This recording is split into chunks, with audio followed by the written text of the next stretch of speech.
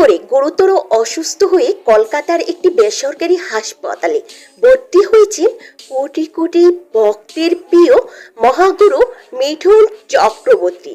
তার এই অসুস্থতার খবর ছড়িয়ে পড়তে টলিউড থেকে শুরু করে রাজনৈতিক মহলে চরম উদ্বেগ তৈরি হয়েছে। ভক্তদের মনে এখন একটাই প্রশ্ন, ঠিক কি হয়েছে মিঠুনদার, কেমন আছেন তিনি এখন? জানা গেছে গত বৃহস্পতিবার রাত্রে মিঠুন চক্রবর্তীর হাতে একটি ছোট অস্ত্রোপচার করা হয়েছে।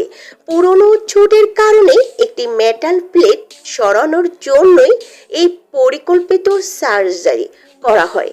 খবর পেয়ে হাসপাতালে ছুটে যান পশ্চিমবঙ্গের বিরোধী দলনেতা শুভেন্দু অধিকারী। তিনি নিজেই চিকিৎসকদের সাথে কথা বলেন এবং মিঠুন চক্রবর্তীর চিকিৎসার যাবতীয় খোঁজ খবর নেন। শুভেন্দু অধিকারী জানান, মিঠুন দা নিজে এই অস্ত্রোপচারের বিষয়টি প্রচারের আলো আনতে চাননি, তবে অপারেশন পর তিনি এখন সম্পূর্ণ স্থিতিশীল আছেন এবং দ্রুত হাসপাতাল থেকে ছাড়া পাবেন। মিঠুন চক্রবর্তীর এই কঠিন লড়াইয়ের খবর চলচ্চিত্রের জগতে অনেকে উদ্বেগ প্রকাশ করেছেন। জনপ্রিয় অভিনেতা দেব সংবাদ মাধ্যমের মুখোমুখি হয়ে মিঠুনদা অত্যন্ত সংকটময় পরিস্থিতি কাটিয়ে উঠেছেন।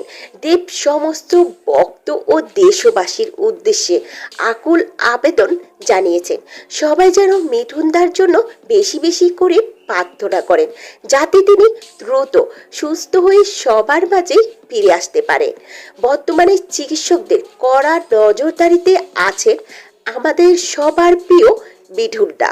কোটি কোটি ভক্তের একটাই প্রার্থনা, মহাগুরু যেন খুব দ্রুত সুস্থ হয়ে আবারও সিনেমার সিটি ফিরে আসেন।